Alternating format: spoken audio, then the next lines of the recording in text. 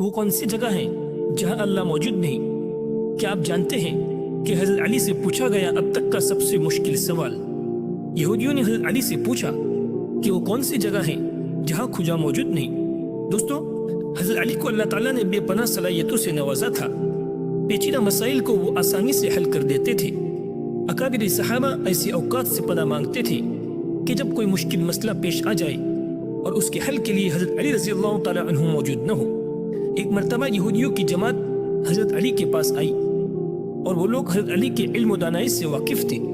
وہ نادان یہ سوچ کر کے آئے تھے کہ اگر کسی طریقے سے وہ حضرت علی کو علمی بنیاد پر شکست دے دے تو اسے مسلمانوں کو شرمندگی ہوگی اور ہر طرف ہمارا ڈنکا بجنے لگے گا۔ یہودیوں کی اس جماعت نے یہ بھی منصوبہ بنایا تھا کہ ہم نہ صرف آپ سے سوال کریں گے بلکہ آپ سے سوال آپ کی کتاب یعنی قرآن مجید سے نہیں بلکہ اپنی کتاب یعنی توریت سے کریں گے۔ اس جماعت نے من ہی من میں یہ سوچ لیا تھا کہ اگر حضرت علی رضی اللہ تعالیٰ عنہ ہماری شریعت کے مطابق توریت سے جواب دینے پر راضی بھی ہو جائے تو یہی ہماری جیت ہوگی۔ لیکن کیسے؟ یہودیوں کی اس جماعت کا ماننا یوں تھا کہ حضرت علی رضی اللہ تعالیٰ عنہ بہرحال حضرت محمد مصطفیٰ صلی اللہ علیہ وسلم کے ماننے والے ہیں اور حضرت محمد مصطفیٰ صلی اللہ علیہ وسلم پر قرآن پاک نازل ہوا، تو یہ بات ممکن نہیں کہ حضرت علی رضی اللہ تعالیٰ عنہ کسی صورت توریت کے سوالوں کے جوابات توریت سے ہی دے سکے۔ دوستو، یہودیوں کی اس جماعت کا سربراہ رسول جالوت تھا۔ اس کی زیر قیادت یہ جماعت حضرت علی رضی اللہ تعالیٰ عنہ کے پاس آئی تھی۔ رسول جالوت بولا کہ اے علی، ہم نے آپ کے علم کا بہت چرچا سنا ہے۔ حضرت علی نے مسکرا کر کے بولا کہ آپ اس بات کی تصدیق کے لیے آئے ہو؟ رسول جالوت بولا کہ ہم آپ سے چند سوالات کریں گے، آپ کو اس کا جواب ہماری کتاب سے دینا ہوگا، اور اگر آپ نے سب کے سامنے ہمارے سوالوں کے جوابات دے دیے تو ہم آپ کو باب العلم مان لیں گے۔ حضرت علی نے مسکرا کر جواب دیا، میں فی الحال بالکل اس بات سے غافل ہوں کہ تم لوگ کیا سوالات کرو گے اور تم کیا سوچ کے آئے ہو۔ اگر میں تمہارے سوالوں کے جوابات دینے میں کامیاب ہو گیا تو کیا تم لوگ دین اسلام کو قبول کر لو گے؟ یہودی اس بات پر آمادہ ہو گئے کہ اگر ان کے تمام سوالوں کے جوابات انہیں توریت سے مل گئے تو وہ یہودی مذہب کو چھوڑ کر کے اسلام کو قبول کر لیں گے، اور یہ اس بات کی دلیل ہوگی کہ جس نے آپ کو علم سکھایا ہے وہ یقیناً اللہ کی طرف سے بھیجے گئے سچے نبی ہیں۔ دوستو، اب تک تمام معاملات طے پا چکے تھے اور پورا مجمع خاموش ہو کر بیٹھ چکا تھا۔ سوالوں کا سلسلہ شروع ہوا۔ یہودیوں کے عالم رسول جالوت نے مجمع کے سامنے دیکھا اور علم کے تکبر سے بھرپور لہجے میں سوال کیا کہ علی بتا دیجئے کہ وہ کون سی چیز ہے جو خدا کے لیے نہیں۔ یہودی یہ جانتے تھے کہ مسلمانوں کی کتاب میں یہ درج ہے کہ ہر چیز اللہ کے لیے ہے، اور اس بات کا جواب حضرت علی کے لیے دینا ناممکن ہوگا۔ مجمع میں بیٹھے تمام لوگ سوچ میں ڈوب گئے کہ کائنات میں کوئی چیز بھی ہے جو اللہ کے لیے نہ ہو۔ تب حضرت علی رضی اللہ تعالیٰ عنہ نے بغیر کسی توقف کے فرمایا کہ تم جاننا چاہتے ہو کہ وہ کون سی چیز ہے جو اللہ کے لیے نہیں؟ تو اس کا جواب ہے شرک۔ اللہ ہر قسم کے شرک سے پاک ہے۔ سارے لوگ اس جواب کو سن کر کے جھوم اٹھے۔ اب رسول جالوت نے دوسرا سوال کیا کہ اے علی، آپ بتا دیجئے کہ وہ کون سی جگہ ہے جہاں اللہ موجود نہیں؟ حضرت علی نے فوراً جواب دیا کہ اللہ تعالیٰ ہر جگہ موجود ہے۔ اس پر رسول جالوت بولا کہ اس کا جواب آپ ہمیں ہماری کتاب سے دے۔ حضرت علی نے رسول جالوت سے کہا کہ کیا آپ کی کتاب میں یہ نہیں لکھا کہ موسیٰ علیہ السلام کے پاس ایک فرشتہ آیا اور حضرت موسیٰ نے اس سے پوچھا کہ تم کہاں سے آئے ہو؟ تو اس فرشتے نے کہا کہ میں 7ویں آسمان سے آیا ہوں۔ اتنے میں موسیٰ علیہ السلام کے پاس دوسرا فرشتہ آیا۔ حضرت موسیٰ نے جب اس سے پوچھا کہ آپ کہاں سے آئے ہو تو اس نے کہا کہ میں زمین کے 7ویں طلق سے آیا ہوں۔ حضرت موسیٰ علیہ السلام نے پہلے فرشتے سے پوچھا کہ 7ویں آسمان میں تمہارے قریب کون تھا؟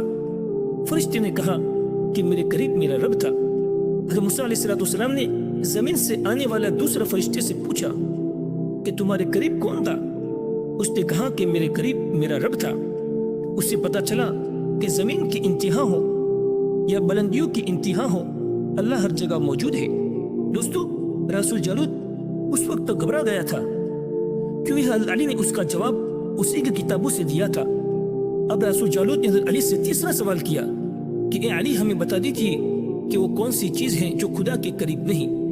حضرت علی نے بے ساختہ اس کا جواب دیا کہ ظلم ایک ایسی چیز ہے جو میرے رب کے قریب نہیں۔ دوستو، رسول جالوت نے لگاتار ہارنے کے بعد اپنے سوالوں کا زاویہ بدل دیا۔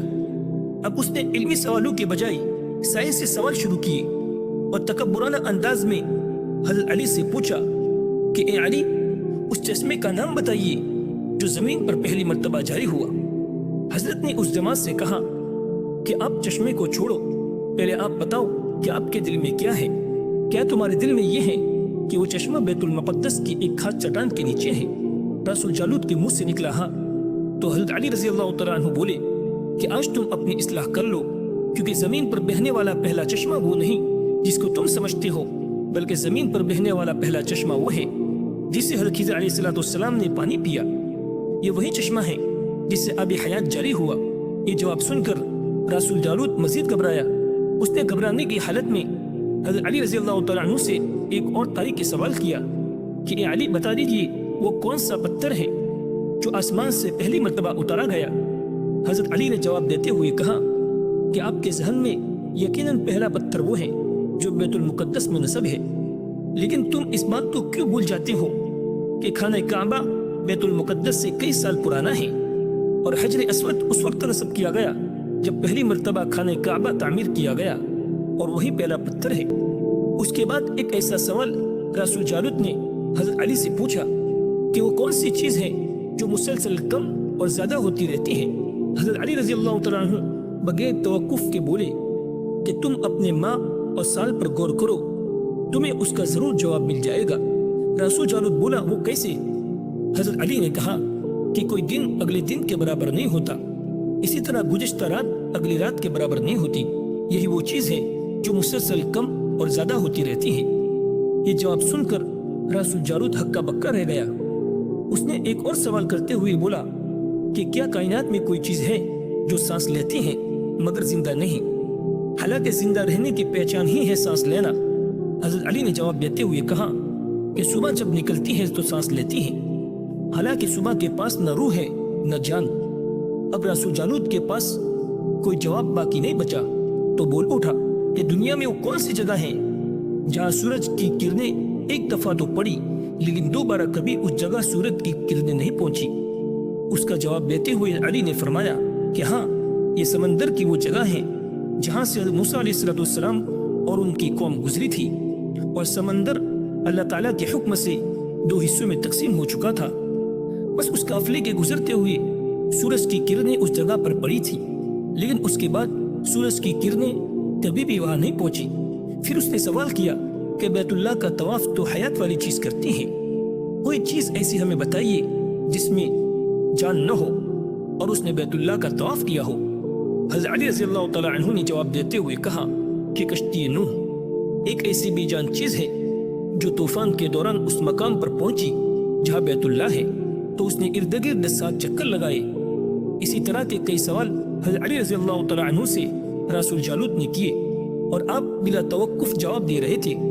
اس مجمع میں سے ایک شخص بولا کہ اے علی، کسی بھی سوال کا جواب سوچ کر ہی لیا جاتا ہے اور آپ بلا توقف اس کا جواب دے رہے تھے، ایسا کیوں؟ یہودی دراصل حضرت علی رضی اللہ تعالیٰ عنہ کے بارے میں نہیں جانتے تھے کہ آپ باب العلم تھے، علم کا دروازہ اللہ نے آپ پر کھول رکھا تھا۔ ان تمام سوالوں کے جوابات ٹھیک ٹھیک کر سن کر کے رسول جالوت کے ساتھ سارے یہودی اسلام قبول کرنے پر مجبور ہو گئے اور سب نے کلمہ پڑھا اور دائرہ اسلام میں داخل ہو گئے۔ دوستو، اگر ان لوگوں کا اسلام لانا آپ کو پسند آیا ہو تو کمنٹ میں سبحان اللہ ضرور لکھیں اور ویڈیو کو لائک کر دیں۔ اگر آپ ہمارے چینل پر نئے ہیں تو ہمارے چینل کو بھی فالو کر لیں۔